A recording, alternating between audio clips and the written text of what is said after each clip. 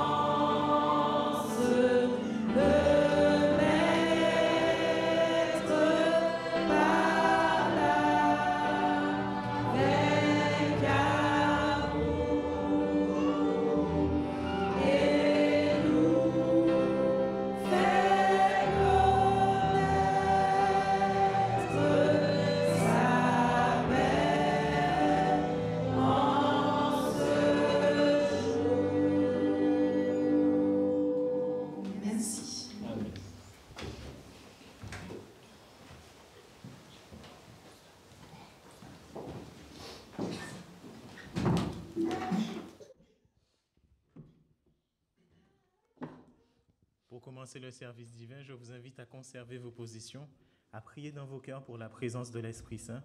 Et notre frère Élisée et moi-même allons prier ici.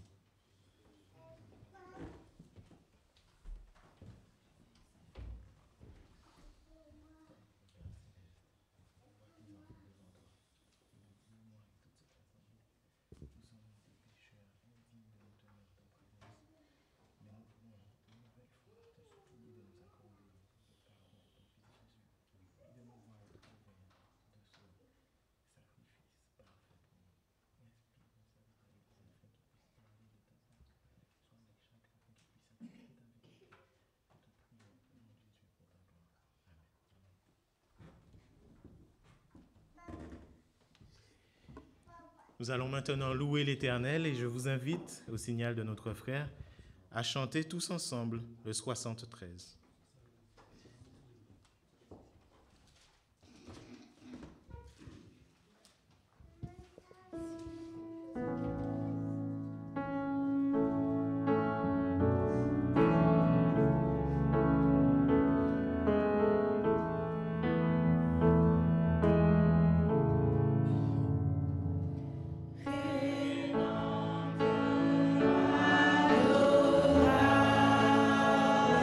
Adoration.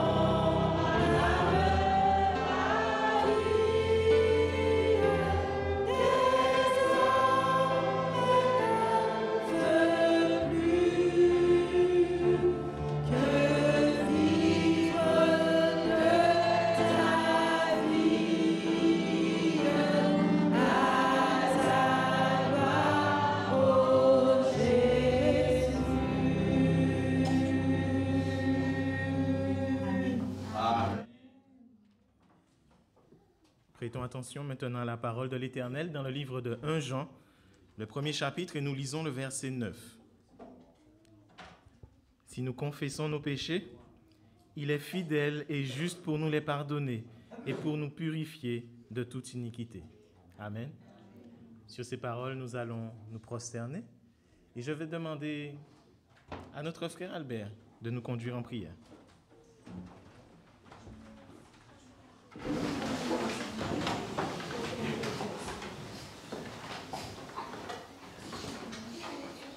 Dire gloire à notre Dieu, nous voulons t'exalter, nous voulons t'honorer, nous voulons aussi te rendre grâce. Nous sommes venus pour t'adorer, nous te prions par ta grâce, par ton esprit, de nous aider à accepter, de nous soumettre à ta volonté, de marcher dans tes voies. Que tu veux nous bénir, nous soutenir et nous fortifier. Nous vivons les temps de la fin et nous avons besoin de ta grâce, de ton esprit, afin de nous éclairer et de nous soutenir, de nous aider à marcher dans tes voies. Nous te prions aussi pour nos frères qui nous suivent sur les réseaux sociaux. Nous te prions pour nous qui sommes ici et qui avons réellement besoin de toi. Nous te présentons celui que tu as choisi ce matin afin de parler de ta part. Accorde-lui ta grâce, ton esprit et soutiens-le. Sois avec nous et donne-nous un cœur réceptif pour marcher dans tes voies. Garde-nous, dirige-nous et relève-nous, car nous te prions dans le nom puissant de Christ Yeshua, notre divin Sauveur, et avec tous nos remerciements. Amen. Amen.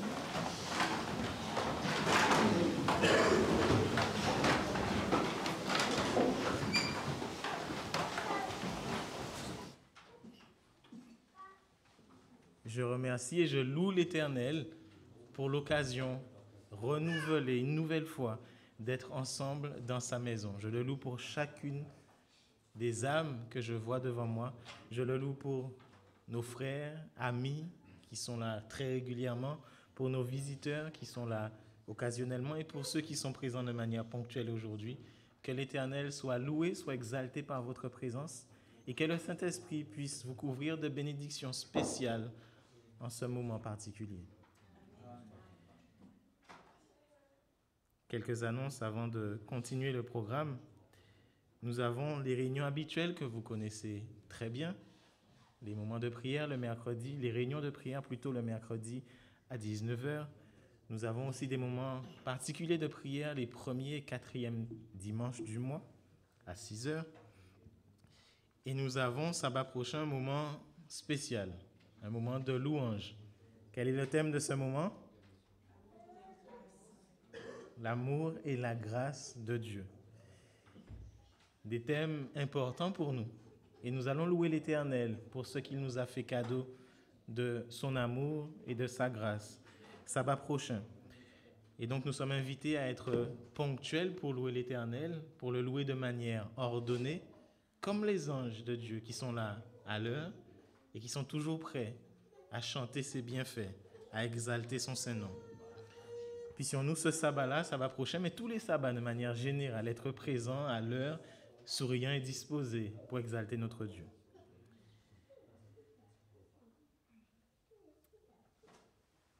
Eh bien, nous avons, à part ces moments, nos programmes habituels, nous avons aussi, pour les membres d'Église, la réorganisation qui arrive. Ce sera le mois prochain, le dernier week-end du mois prochain. Commencez à préparer, pour les responsables, vos rapports. Réservez ce week-end, soyez prêts, et que chacun puisse prier pour que l'Éternel continue à soutenir son Église. Nous pensons à nos frères et sœurs qui sont isolés, qui n'ont pas l'opportunité d'être présents, que l'Éternel puisse les accompagner également. Et cet après-midi, à 15h30, nous avons un moment d'étude. Vous êtes invités à être présents pour la suite du programme. Je vais inviter maintenant le service du diaconat à passer dans les rangs pour récolter les dîmes et les offrandes.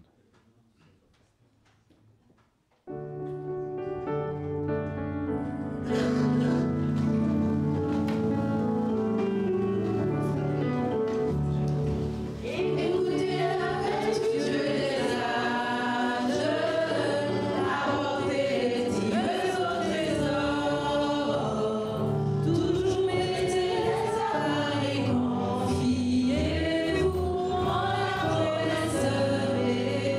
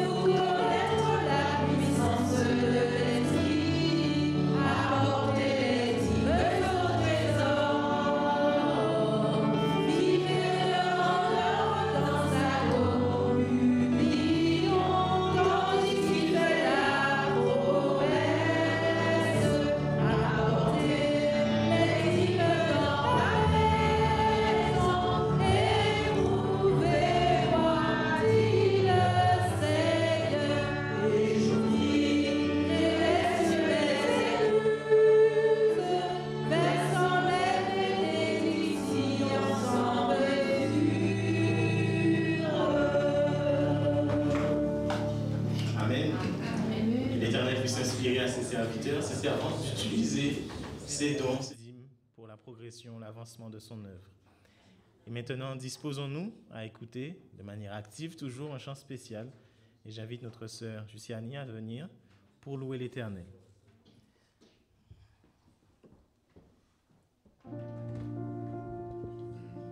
Non, ça va.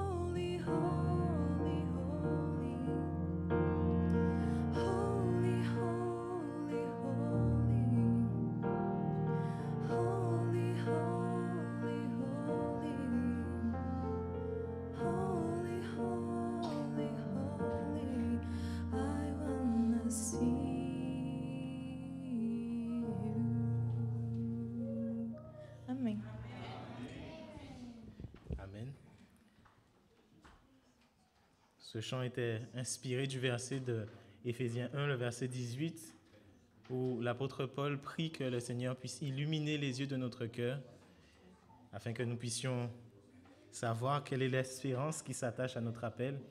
Et ce chant était une prière pour que l'Éternel puisse ouvrir les yeux de nos cœurs également et que nous puissions le contempler dans toute sa gloire. Et maintenant, nous allons nous disposer tous ensemble à écouter le message qui a été préparé pour nous ce matin. Nous allons chanter d'un même cœur d'une âme, le 190, « Toi qui disposes ». Toi qui disposes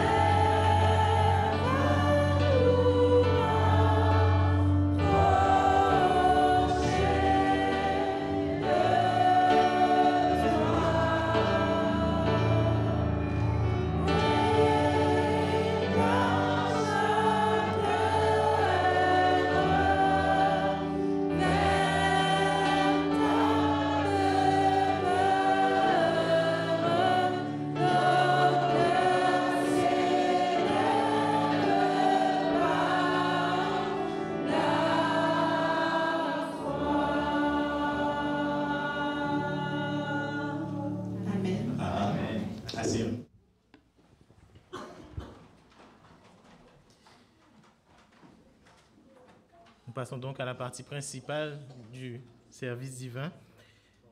Je vous prie d'écouter avec attention le message et de prier une nouvelle fois dans vos cœurs que l'Esprit de Dieu puisse être avec chacun d'entre nous afin de nous ouvrir l'intelligence, l'entendement et qu'il puisse être avec notre frère Élisée qui nous parlera en ce matin. Amen.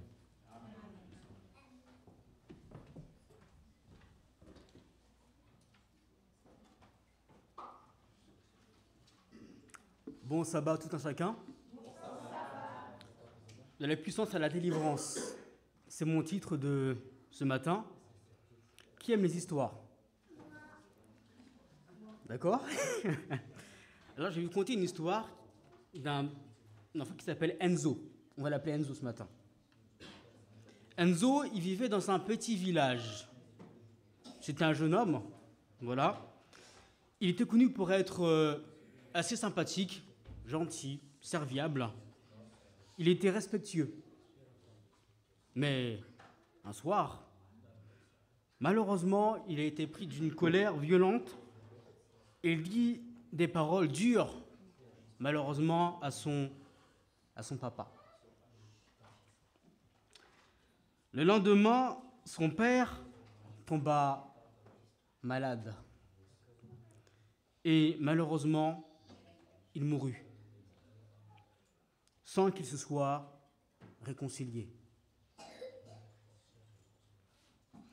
Depuis ce jour, Enzo, il portait un lourd fardeau dans son cœur. Il continuait à aller, bien entendu, à l'église, à sourire. Mais à chaque fois qu'il priait, il sentait une voix lui dire « Tu as jamais demandé pardon à ton père. » Des années passèrent. Enzo, il devint un homme respecté, mais son âme restait sans paix. Un soir, après avoir entendu un sermon sur la confession, il rentra chez lui, bouleversé.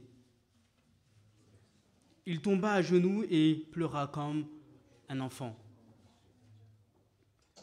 en disant « Seigneur, pardonne-moi, j'ai blessé mon père et je n'ai jamais demandé pardon. » Alors qu'il priait, il sentait une chaleur douce envahir son cœur, comme si une main invisible lui retirait le poids qu'il portait depuis si longtemps. Le lendemain, il alla voir sa mère et lui dit d'une voix tremblante « Maman, je veux confesser ma faute. J'ai blessé papa avant sa mort. » Sa mère pleura, mais avec un sourire. Et elle lui répondit « Enzo, ton père t'a toujours pardonné. C'est toi qui devais apprendre à te pardonner aussi. » Ce jour-là, Enzo retrouva la paix. Il comprit que la confession n'est pas une honte, mais une délivrance. Amen. C'est à partir de ce moment-là qu'il devint un homme de prière et un témoin de la grâce de Dieu. Amen. C'est malheureusement une triste histoire, mais avec un message clé à la fin. On doit apprendre à confesser nos péchés, ne pas porter ce poids. Lorsqu'on a quelque chose qui nous tracasse, qu'est-ce qu'on doit faire? On doit être des hommes et des femmes de prière. J'ai choisi comme titre aujourd'hui de la délivrance. Pardon? Du silence à la... Vous suivez, c'est bien, du silence à la délivrance. Amen. La confession, qu'est-ce que c'est? C'est la clé de la vie chrétienne. Elle ouvre la porte du pardon, elle restaure ce qui nous a éloignés de Dieu. Elle libère le cœur du poids du péché. sans confession sincère, il n'y a pas de réconciliation avec Dieu. On vit dans un monde rempli d'orgueil et la justification personnelle domine. Souvent on se dit, bon, si j'ai fait ça, c'est parce que Ruben a fait ça aussi. Voilà. Et comme du coup j'ai vu Ismaël faire ça aussi, je l'ai fait aussi. Mais le verset qui nous dit dans le verset nous dit dans 1 Jean 1 verset 9, il est dit, comme le frère l'a lu ce matin, si nous confessons nos péchés, il est fidèle et juste pour nous les pardonner et pour nous purifier de quoi? De toute iniquité. Amen. Ce verset-là, c'est le plan du salut pour chacun d'entre nous. Si on ne pardonne pas, si on ne confesse pas nos péchés, on ne pourra pas avoir accès au ciel.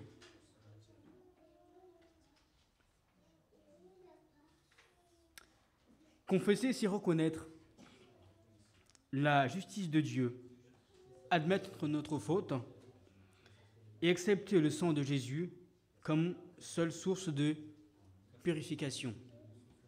En tant qu'humain, il est très difficile de demander pardon. L'humain, il est très orgueilleux. On est fier.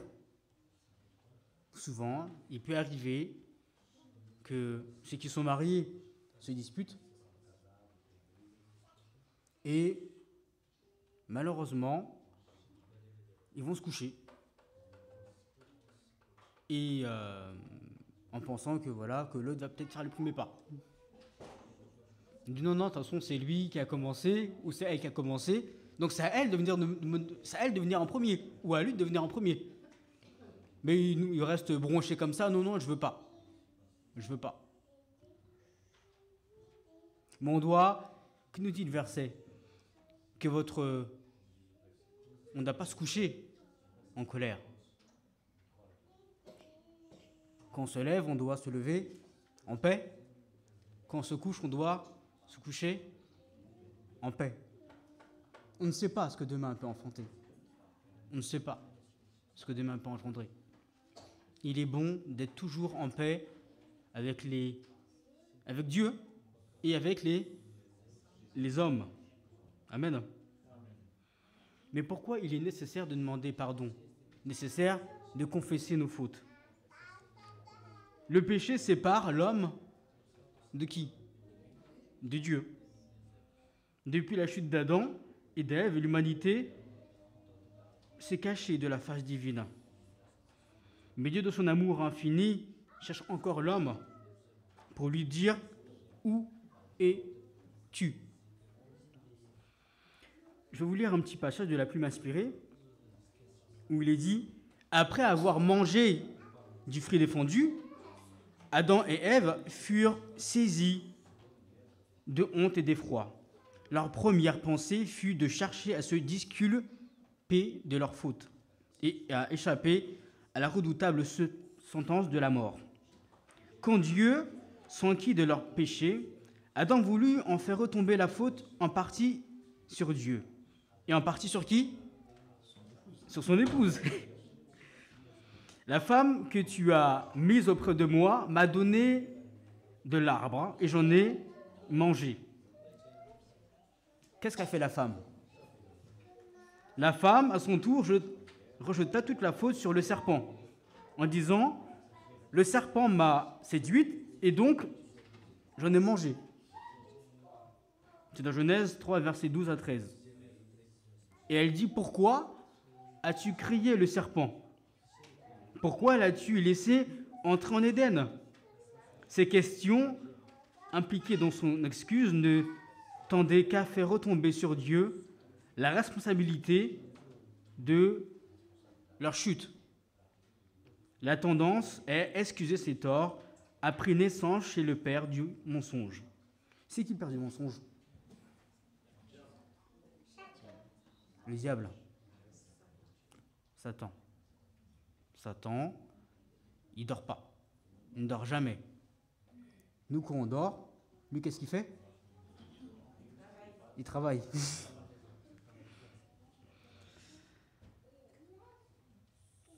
Les confessions de ce genre ne sont pas inspirées par l'Esprit de Dieu et ne peuvent être agréées. On doit dire comme David, « Ô Dieu, crée en moi un cœur pur, renouvelle en moi un esprit bien disposé. » Lorsqu'on a un esprit bien disposé, on confesse nos péchés, on revient à Dieu, et donc, heureusement, on est en paix. Qui peut me lire Proverbe 28, verset 13?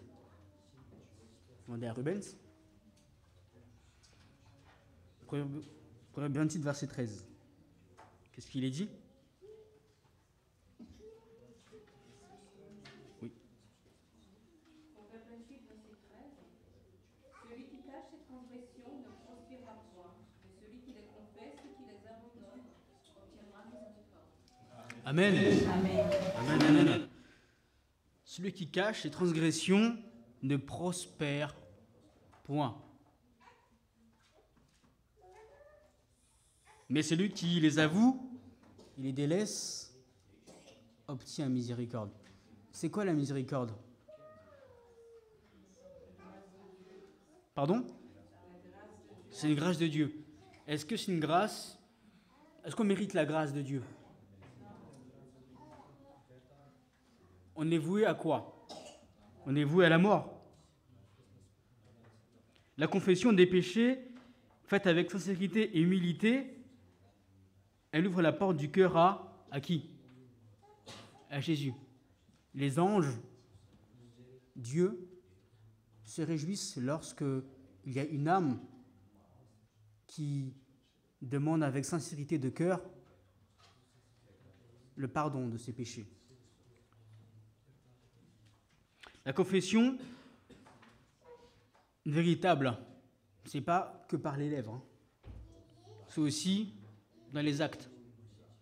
En tant qu'humain, on peut pardonner de manière verbale,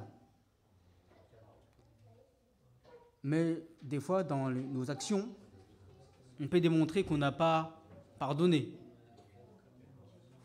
En vrai, imaginez-vous, vous êtes tous témoins de ce que chacun a fait dans sa vie. Chacun connaît les péchés de l'autre, de manière intime. Est-ce que chacun d'entre nous, on va se regarder de la même façon? J'en doute, fortement. Il n'y a que Dieu qui peut faire ça.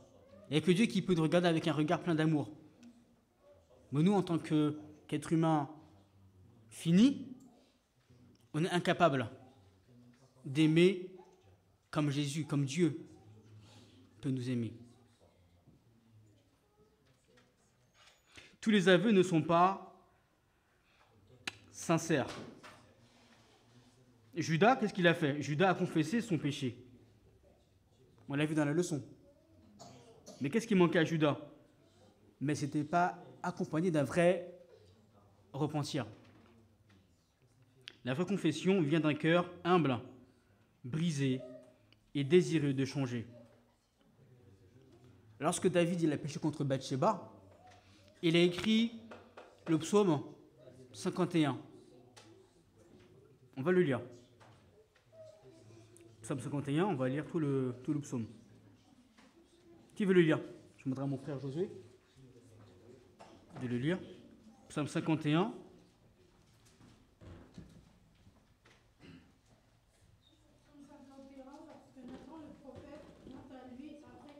Il fut allé vers Bathsheba. Ô Dieu, aie pitié de moi selon ta grande miséricorde. Efface mes transgressions. Lave-moi complètement de mon iniquité et purifie-moi de mon péché. Car je reconnais mes transgressions et mon péché est constamment devant moi. J'ai péché contre toi seul et j'ai fait ce qui est mal à tes yeux, en sorte que tu sois juste dans ta sentence, sans reproche dans son jugement. Voici, je suis né dans l'iniquité et ma mère m'a conçu dans le péché. mais tu veux que la vérité soit au fond du cœur. Fais donc pénétrer la sagesse au-dedans de moi. Purifie-moi avec l'hysope et je serai pur. Lave-moi et je serai plus blanc que la neige. Annonce-moi l'allégresse et la joie, et les eaux que tu as brisées se réjouiront. Détourne ton regard de mes péchés et efface mes iniquités. Ô Dieu, crée en moi un cœur pur. Renouvelle-moi un esprit bien disposé. Ne me rejette pas loin de ta face, ne me retire pas ton Esprit Saint. Rends-moi la joie de ton salut, et qu'un esprit de bonne volonté me soutienne.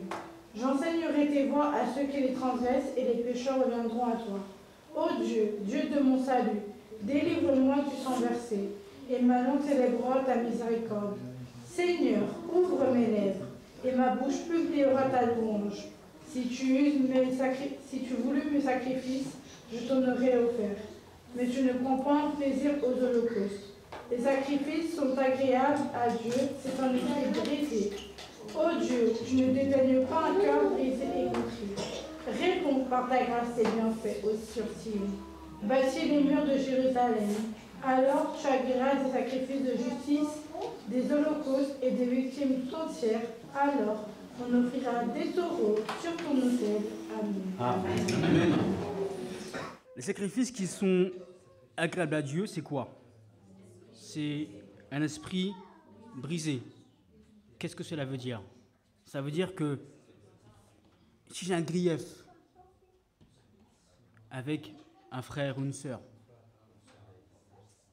et que je viens chanter devant, je viens parler devant, je viens faire quelque autre chose devant vous, Dieu ne pourra pas agréer ce que je dis, ce que je fais. Pourquoi? Dieu aime le pécheur, certes, mais il ne peut pas fonctionner avec le péché.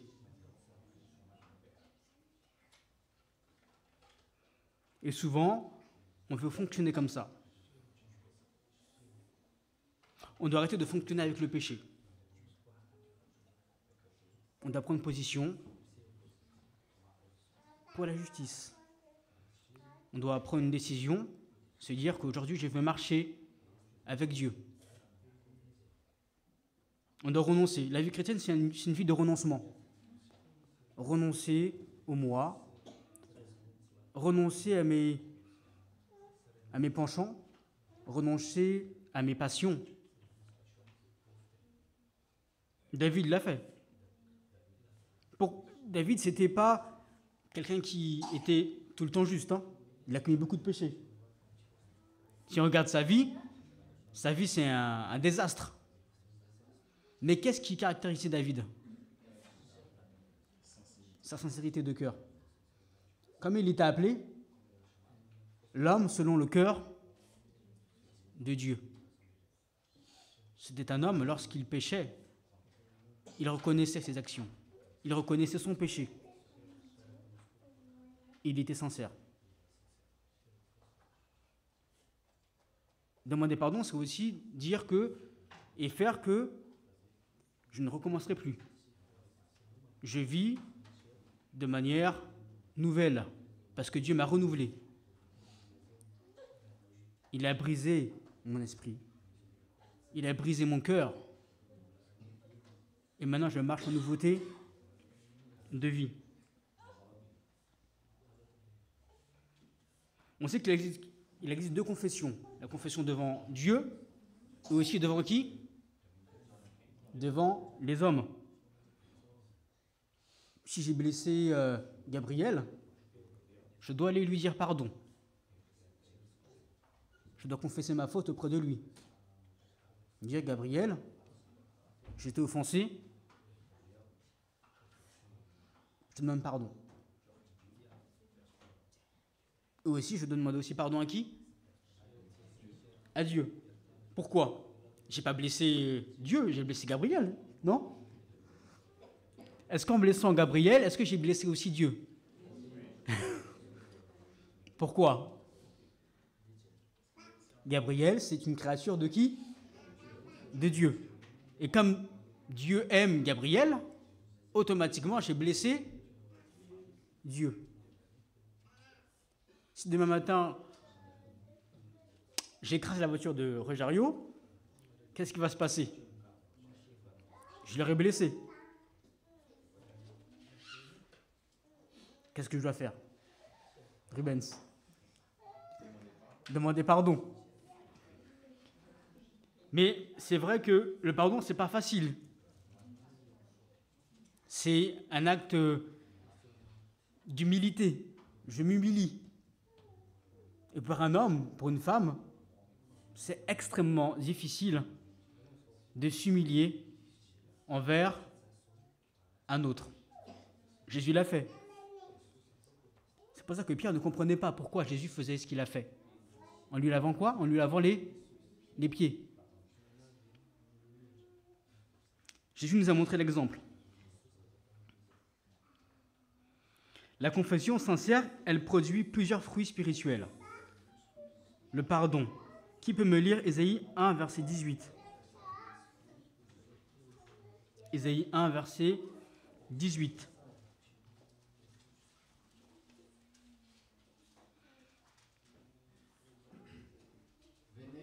Venez, discutons, dit l'Éternel. Même si vos péchés sont couleur ramoisie, ils deviendront blancs comme la neige. Même s'ils sont rouges comme la peau, ils deviendront clairs comme la laine. Amen. Elle produit la paix aussi.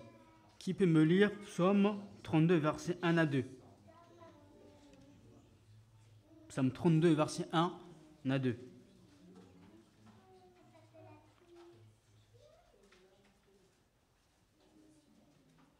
Psaume 32, verset 1 et 2, il est dit « Heureux celui à qui la transgression est remise, à qui le péché est pardonné. Heureux l'homme à qui l'Éternel n'impute pas l'iniquité, et dans l'esprit duquel il n'y a point de fou. » Amen. Un autre prendra Acte 3, verset 19.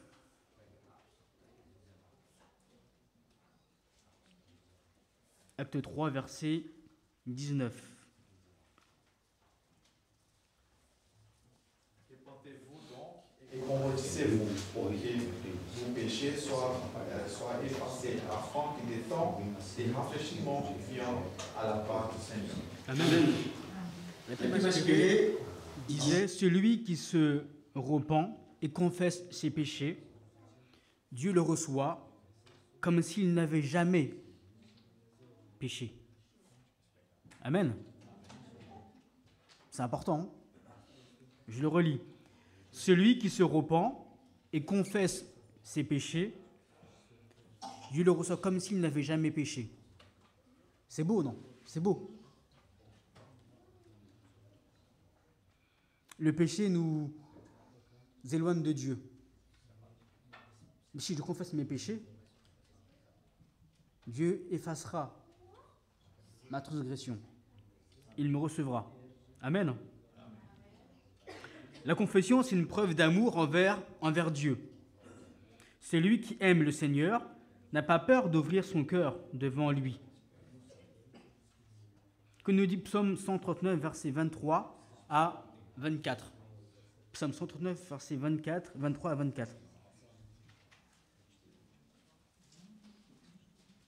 Un verset qui est assez connu. Psaume 139, versets 23 à 24. Sonde-moi, ô Dieu, et connais mon cœur. Éprouve-moi et connais mes pensées. Regarde si je suis sur une mauvaise voie et conduis-moi sur la voie de l'éternité. Amen. Est-ce qu'on peut le relire?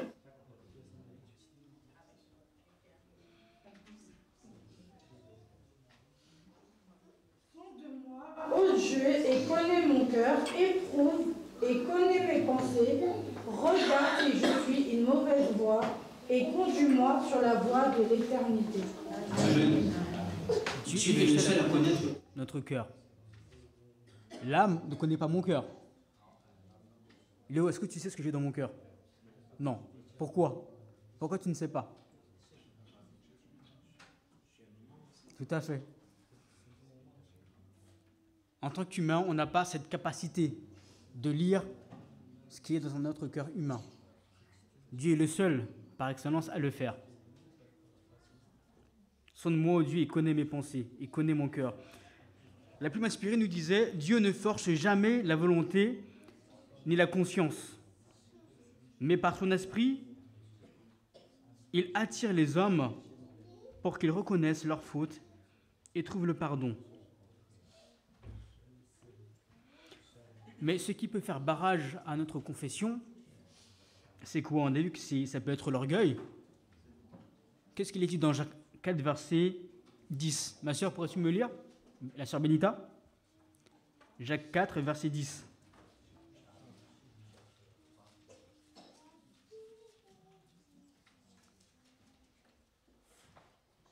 Jésus lui répondit, si tu connaissais le don de Dieu et qui est Jacques 4, verset 10. Humiliez-vous devant le Seigneur et il vous élèvera. Humiliez-vous devant le Seigneur, il vous élèvera. Jacques 4, verset 10. On a besoin de s'humilier devant Dieu pour être élevé. Amen. Des fois, on a peur du regard des autres, on a peur, mais si je demande pardon, on va dire que je suis faible. Et souvent, en fait, malheureusement, beaucoup pourraient perdre leur vie éternelle à cause de ça, à cause de l'influence, à cause des qu'on dira-t-on. Mais qu'est-ce qu'on va dire si je fais ci, si je fais ça?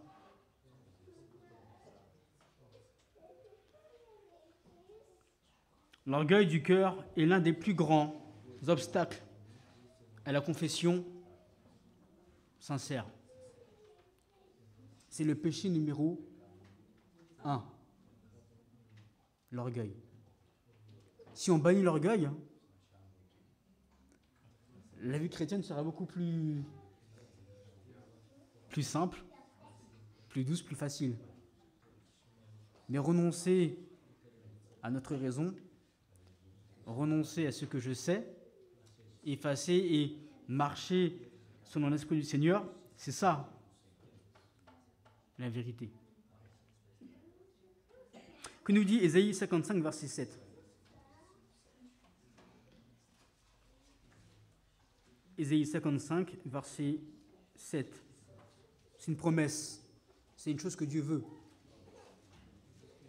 Que le méchant abandonne sa voie et l'homme l'enquête se pensait qu'il retourne à l'Éternel qui aura pitié de lui, à notre Dieu, qui ne se laisse pas de pardonner. Amen. Dieu, je le redis, aime le pécheur, mais il hait le péché. Il désire l'on puisse fonctionner avec lui.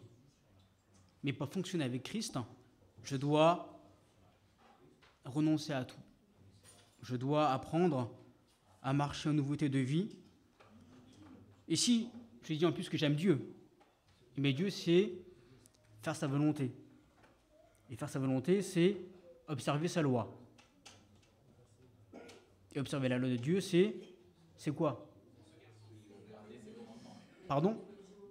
Oui. Amen. Tout à fait. On peut faire subir aux autres ce qu'on n'aimerait pas qu'on fasse à nous. Amen. La vérité, c'est quoi la vérité? La vérité, ça se vit au quotidien. Souvent on dit que j'ai la vérité, je connais la vérité, certes. Mais si je connais la vérité, je la pratique. Comme on l'a dit dans la leçon, partout où l'on va, on sait que un tel est un enfant de Dieu. On doit faire comme Jésus parfois, apprendre à se taire et parler quand c'est nécessaire. Je prie que l'on puisse, jour après jour, apprendre à confesser nos péchés. Et je vais relire pour clore le verset en préambule. Si nous confessons nos péchés, il est fidèle et juste pour nous les pardonner et pour nous purifier de toute iniquité. Amen.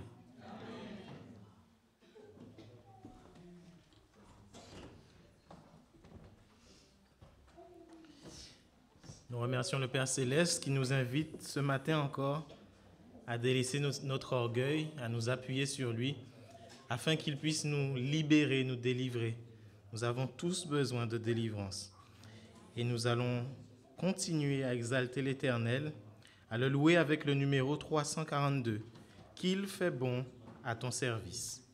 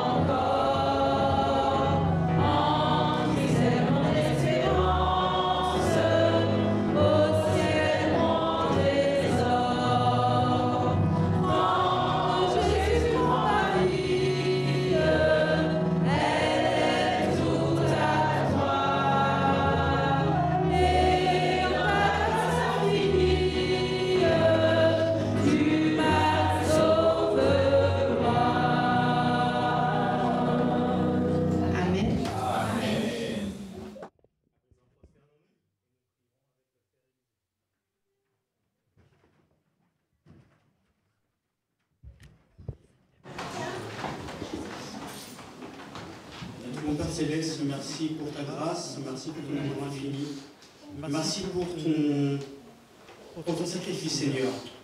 Tu lui as donné de ta vie pour chacun d'entre nous.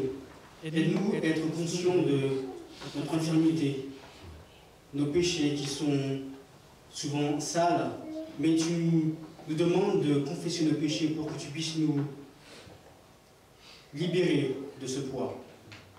Seigneur, pardonne toutes nos offenses, pardonne toutes nos iniquités. Aide-nous à être comme David, à apprendre à renoncer et à être humble, à renoncer à l'orgueil, à apprendre de toi chaque jour. Que tu puisses nous donner un esprit brisé, un esprit disposé à te servir. Que tu puisses dès à présent nous donner ton Esprit Saint pour que chaque personne ici-bas puisse voir qu'on est des enfants de Dieu. Qu'on est des enfants qui sont de lumière, des enfants qui veulent accepter ta vérité. Je te prie pour ceux qui ne te connaissent pas encore, que tu puisses les aider à te retrouver. Même ceux qui sont partis de ton église, Seigneur, que tu puisses les aider à revenir et à se dire, Seigneur, j'ai péché, mais je t'aime, et que toute ma vie, j'aimerais te donner mon cœur, mon esprit, ma vie tout entière. Que tu puisses dès à présent nous donner encore ton Esprit Saint. Et je te prie pour ton épouvantable nom de Jésus. Amen. Amen.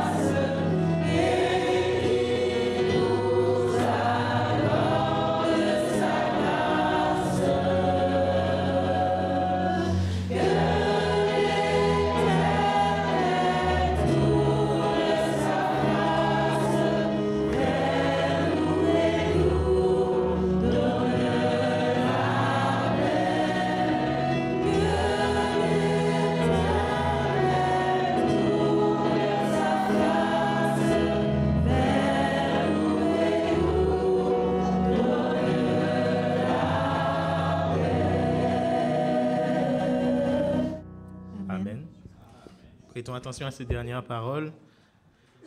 Galates 5, le verset 1, nous lisons « C'est pour la liberté que Christ vous a affranchis. Demeurez donc fermes et ne vous laissez pas mettre de nouveau sous le joug de la servitude. » Amen. Asseyons-nous.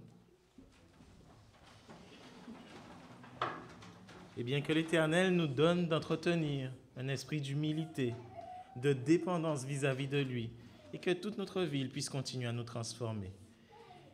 J'invite maintenant le service du diaconat à diriger notre sortie, et j'invite chacun d'entre nous à prendre part à cet effort en faisant preuve de révérence et en restant silencieux jusqu'à la fin.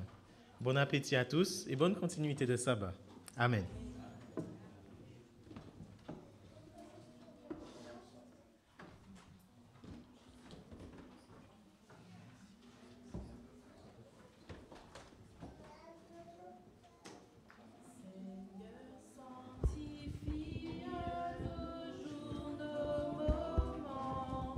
Fais